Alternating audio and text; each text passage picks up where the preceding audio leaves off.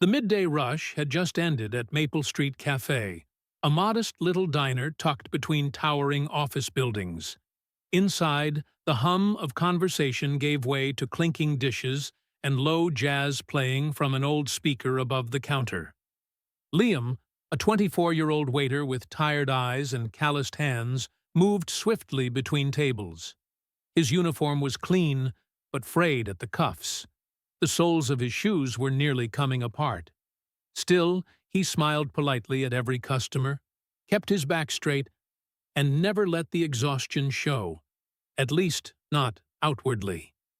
He had been working double shifts all week. Rent was overdue.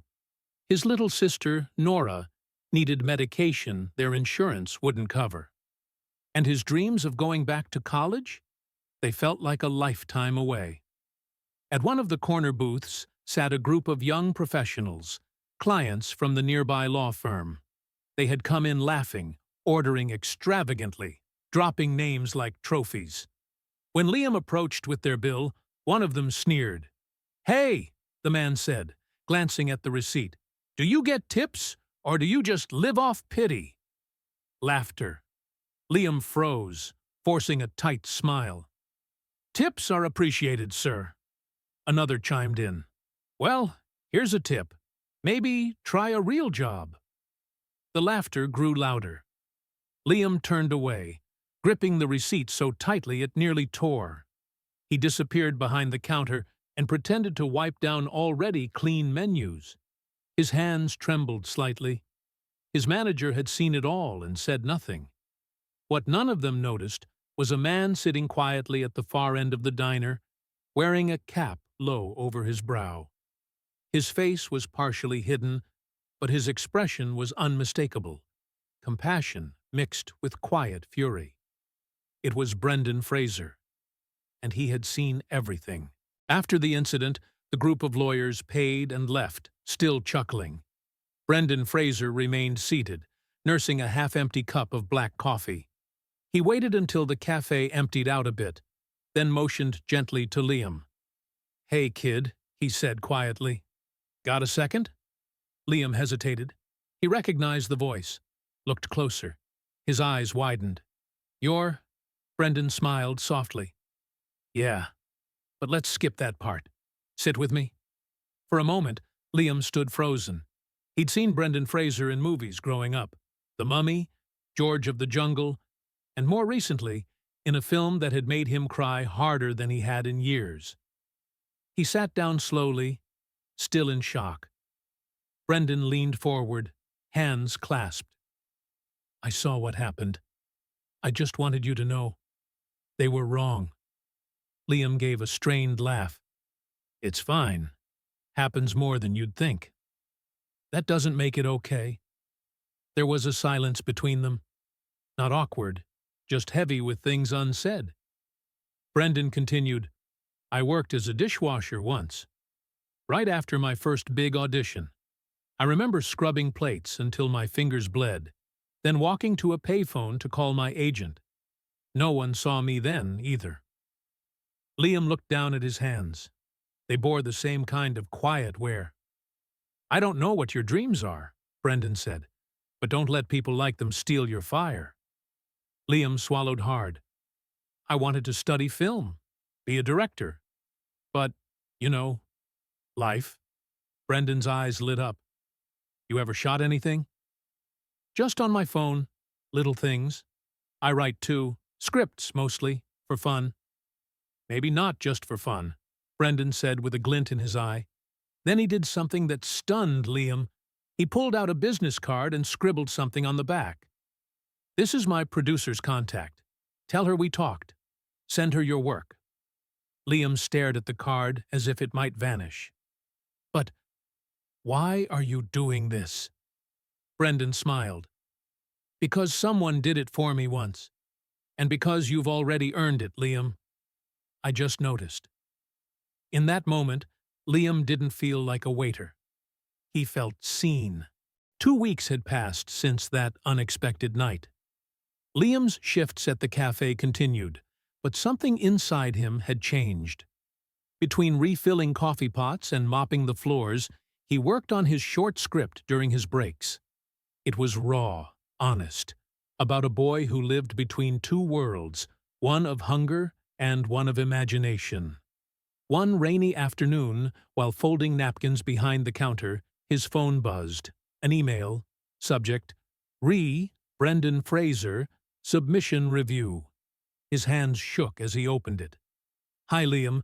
Brendan forwarded your script to me.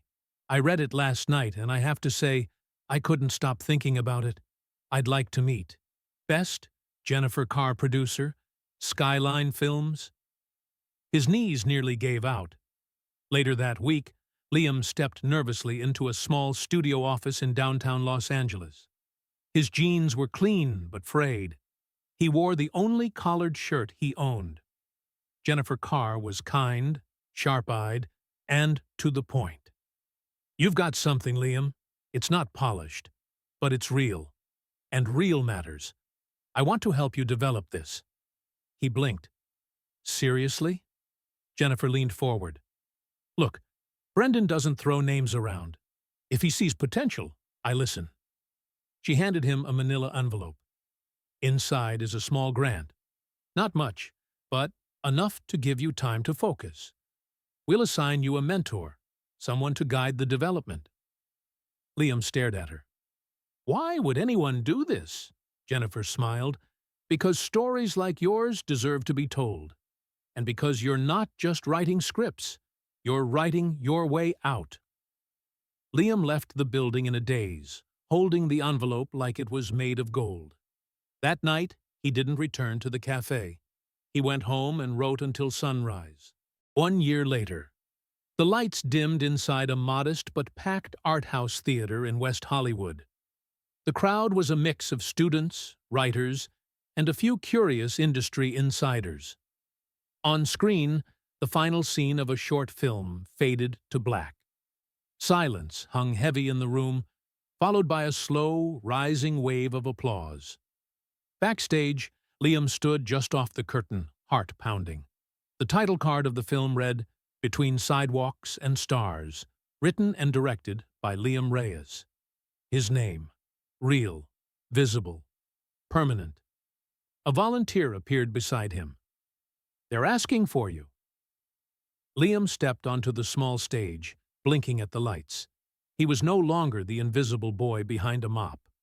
He stood in worn dress shoes and a borrowed blazer, hands slightly trembling, but smiling. A moderator greeted him. "Liam, your film's been called the most honest debut of the year. How does it feel?" Liam looked out into the crowd and saw him, Brendan Fraser, seated quietly in the second row, wearing the same warm smile he had that night in the cafe.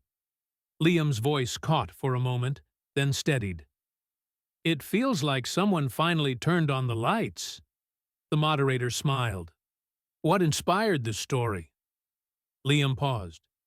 "Honestly, a stranger who sat across from me once and asked how I was doing, and really meant it." He turned his gaze to Brendan. He didn't see a struggling waiter. He saw a writer. He didn't talk over me. He listened. And that gave me the courage to believe in myself. Brendan's eyes shimmered. The room fell silent again. Then, another round of applause. Louder. Deeper. Later that evening, as people mingled in the lobby, a young boy, no older than Liam had been when he first dreamed of movies, approached him shyly with a notebook in hand. "Mr. Reyes," the boy mumbled, "I write too. Someday I want to tell stories like you." Liam crouched to his level. "Then you already are a storyteller." He signed the boy's notebook, then pressed a card into his hand. "If you ever need help, reach out. I mean that."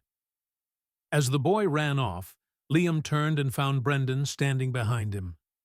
Brendan clapped a hand on his shoulder. "You did it, Liam." Liam smiled. "We did." They stood there, shoulder to shoulder, two men who had seen each other in a world that so often looks the other way.